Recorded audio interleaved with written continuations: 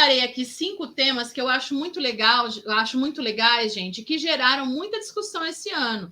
Eles realmente levantaram aí discussões acaloradas, foram temas extremamente legais aí para uma discussão mais acalorada, para a escrita de uma redação, tá? Vamos lá, então, que eu vou fazer a análise deles para vocês.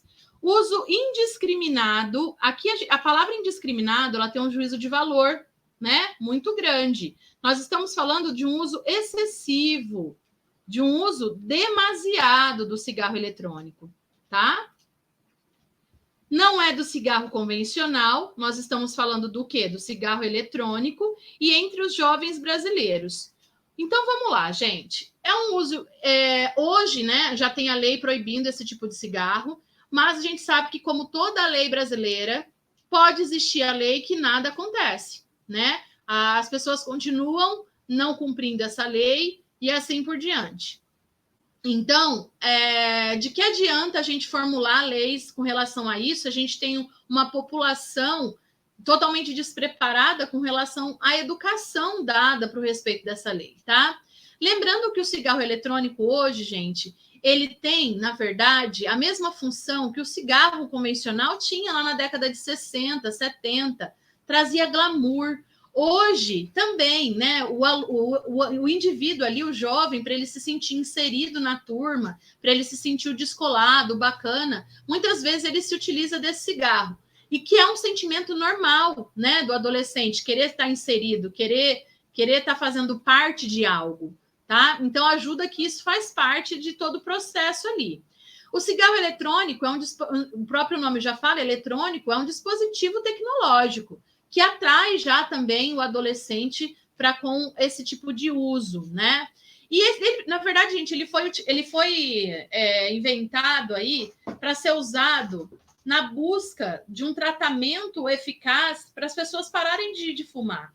Só que hoje já é comprovado que 1 hora de vape ela equivale a mais ou menos 100 cigarros que você fuma, 100 cigarros desses convencionais. Então, a gente trocou 6, não foi por meia dúzia, não. A gente trocou 6 por uma coisa muito pior, né? Recentemente saiu um estudo a respeito do que a gente encontra dentro dos líquidos, né? Que a gente coloca ali, que não tem só nicotina e não tem só essência para deixar gostosinho. A gente tem também, foram encontrados remédios antidepressivos, remédios para pressão, remédios para o colesterol, remédios para o coração. E são todos remédios em que a gente está acostumado a ingerir via oral, ou se não, que a gente está acostumado a injetar. Não são remédios que devem ser levados diretamente para o pulmão. Então, olha só, até remédio para epilepsia tinha. Então, olha só como é grave tudo isso, né? E a gente tem o cenário do jovem brasileiro que está sendo totalmente alienado com relação a isso, né? Ele não interessa, ele não está querendo saber, não existe nenhum tipo de ação governamental no sentido de ensinar para essa galera que não é muito legal o que eles estão fazendo com o próprio corpo, né? Então, tem muita coisa para a gente falar. Lembrando, gente, que a sociedade ela acaba sendo conivente com os desse cigarro. Por que conivente? Não tem a fumaça, né? Não tem nada que atrapalhe ali o cidadão que não consome o cigarro. Então, esse cidadão ele se torna meio que indiferente. Não existe aquele sentimento de repulsa que a gente nutre com relação ao cigarro convencional, tá bom? Bom, depois a gente vai ver um outro tema que foi muito importante dentro desse ano, superação da violência política mediante o cenário de crescente polarização no Brasil. Né? Quando a gente fala em superação, é porque a gente tem realmente um problema muito grave, né? A palavra superação, ela fala, é algo que precisa ser imediatamente resolvido, tá? Nós estamos falando de um tipo de violência bem específico, que é a violência política, que se agravou esse ano, tá? Quando a gente vê, por exemplo, pessoas com medo de usar determinada cor de camiseta, quando a gente vê pessoas com medo de adesivar o carro, quando a gente vê pessoas morrendo na festa de aniversário, quando a gente vê pessoas sendo espancadas num bar por estar falando críticas a determinado candidato. Então, foi um cenário horrível que a gente teve em 2022. Então, é um tema muito pertinente, tá? Que não cai no Enem, mas vai cair em alguma outra prova, disso eu tenho certeza. E a gente tem também a violência já naturalizada, a violência política naturalizada com relação ao gênero, com relação às mulheres, e também com relação a outras minorias, como a minoria racial, os negros. Mesmo depois de eleitos, né, eleitos democraticamente, essas pessoas sofrem represálias, sofrem tentativas de silenciamento, sofrem até com pena da morte mesmo, né? Olha o que aconteceu com a Marielle Franco, tá? Então, a violência política ela é instaurada dentro do nosso cenário de uma maneira muito forte. Inclusive, tem um documentário que eu posso até citar aqui, ele chama Eleitas, tá, gente? Um documentário sensacional. Ele vai falar sobre violência política o tempo todo, muito interessante mesmo. Aí a gente tem um outro fator, né? Que é esse cenário de crescente polarização. A polarização política no Brasil, hoje, ela se faz por meio de 2 candidatos, Lula e Bolsonaro. Lula foi eleito, Bolsonaro que perdeu, né? Então, o que a gente tem aqui? Essa polarização, gente, ela sempre existiu desde que a gente tinha ali a Arena e o MDB. Mas a gente nunca viu ela se manifestar, ela se concretizar tanto por meio do assassinato, por meio da violência física, né? Da violência moral e assim por diante. Então, o que acontece aqui?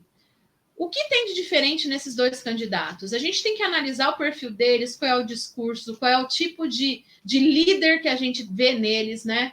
Que tipo de ideias que eles propagam e por que a gente acaba meio que pagando por isso dentro de todo esse contexto, tá? Porque quando a gente elege um candidato, a gente elege por quê? Porque a gente se reconhece nas coisas que ele fala, nas atitudes que ele tem. E são 2 candidatos extremamente antagônicos, tanto num discurso, quanto nas suas vivências, quanto nas suas ideias políticas, tá? E esse é um cenário de violência muito grande aqui no Brasil. Estados Unidos, a gente tem ali os republicanos, os democratas, na França também existe uma polarização de esquerda e direita muito grande, e a gente não vê, né? A gente não vê esse cenário tão grotesco e primitivo que a gente está vendo no Brasil, tá bom? Outro tema, ele vem de acordo com o cenário atual de Copa do Mundo também, né? Nós temos a Copa do Mundo. A Copa do Mundo é um evento que realmente muda o comportamento do brasileiro. Muitos até acreditam que essa rixa política veiculada o ano inteiro, ela vai ser esquecida agora na época de Copa do Mundo, né? Eu estava lendo uns textos aí que falam sobre o endividamento do brasileiro nessa época, todo mundo querendo comprar uma televisão, comprar os eletrodomésticos, comprar adereços, artefatos aí para torcer pelo país, né? Nós temos também um outro fator que é importante dentro do ambiente de Copa do Mundo, que é simplesmente o fato de, na Copa do Mundo, a gente ter um contato mais pessoal com as pessoas às quais a gente tem maior intimidade, né? Então, há possibilidade, sim, de as pessoas voltarem a ser amigas diante de toda essa polarização do tema anterior, tá? Mas a gente não pode esquecer que a Copa do Mundo também, muitas vezes, ela pode servir de um escudo de alienação para problemas muito mais sérios que a gente vive, né? Então, olha só como a discussão ela pode ser muito mais profunda, né? Aí eu tenho outro tema aqui, o esporte. Quando a gente fala esporte, a gente fala o esporte como um todo, como meio de ascensão. Ascensão é mudança de classe social, tá? A gente muda, pessoas lá eles saem da favela e conseguem ascender socialmente. E de justiça social também. Consequentemente, igualdade, as pessoas se tornam mais detentoras de direitos. Lembrando que o direito ao lazer, o direito ao esporte, ele também está garantido na Constituição, né? Então, é um tema super importante, principalmente no cenário brasileiro, que a gente vê tantos, né? A grande maioria dos atletas, eles saem mesmo da periferia, eles veem ali uma oportunidade de mudar de vida, de mudar a vida da família deles. Outra coisa que foi importante, que a gente está vendo aí no cenário atual, por exemplo, com a Raíssa do skate. O skate, um esporte que foi por tanto tempo extremamente marginalizado, porque é um esporte de rua, né? A rua ela é o lugar em que é bem-vindo apenas quem está ali para ganhar dinheiro. Então, a gente tem realmente muita coisa para falar sobre isso, né? E hoje o skate ele é aceito em todas as camadas sociais, tá? Depois a gente tem aqui, ó, outro tema que veicula a ideia do esporte. Desigualdade de gênero no futebol. Então, a gente tem desigualdade de gênero, homens e mulheres não são tratados da mesma forma. Aqui eu afunilo, né? Eu falo do futebol, tá? Vamos pegar Marta e Neymar. O salário do Neymar é trilhões de vezes maior que o da Marta. A Marta tem muito mais gols pela seleção, ela recebe muito menos por esses gols que o Neymar. A Marta é vista como a melhor do Brasil, a melhor do mundo, né? Aliás, por anos e anos, eu acho que por 10 anos ela é reconhecida como a melhor do mundo. Neymar é o terceiro, e mesmo assim, os holofotes estão todos em cima do Neymar, e a gente tem o quê? Qual é a consequência disso tudo, né? Esse pensamento, esse tipo de atitude acaba fazendo com que a sociedade ela permaneça sendo machista, naturalizando esse tipo de comportamento. É assim mesmo. Eu lembro que durante a aula que eu dei, um aluno meu falou, professor, é óbvio que o Neymar vai ganhar mais. Eu falei, mas por que é óbvio? E aí ele se embananou todo aí na explicação, porque o futebol masculino existe há muito mais tempo. E aí, daí? O futebol feminino está em ascensão. Bom, então, esse tipo de machismo que é estrutural, ele coopera para a gente naturalizar cada vez mais atitudes machistas, tá? E isso o Brasil ele é campeão em fazer. E a gente tem aqui diversos tipos de repertório para citar, né? E assim por diante.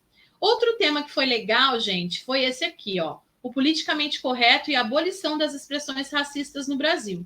Quando a gente fala em politicamente correto, né?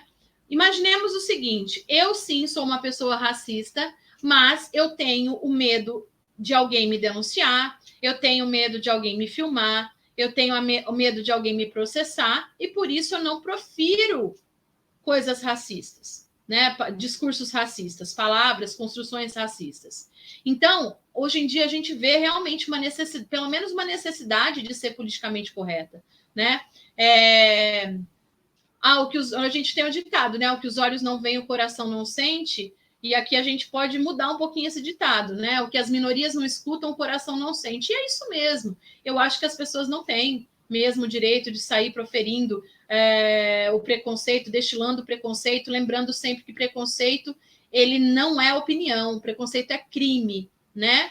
E aqui a gente faz um outro recorte a respeito desse politicamente correto, a abolição das expressões racistas no Brasil.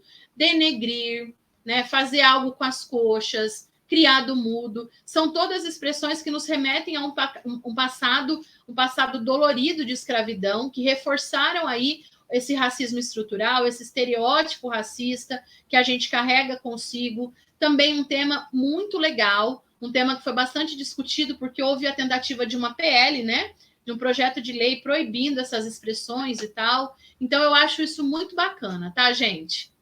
Bom, espero tê-los ajudado, né? Espero que...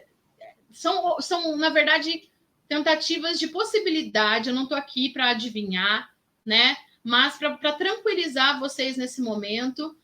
E se cair algum desses temas, eu vou ficar muito feliz, porque, de certa forma, eu acabei ajudando vocês, né? Pelo menos um pouquinho aí. Até mais, galera. Até a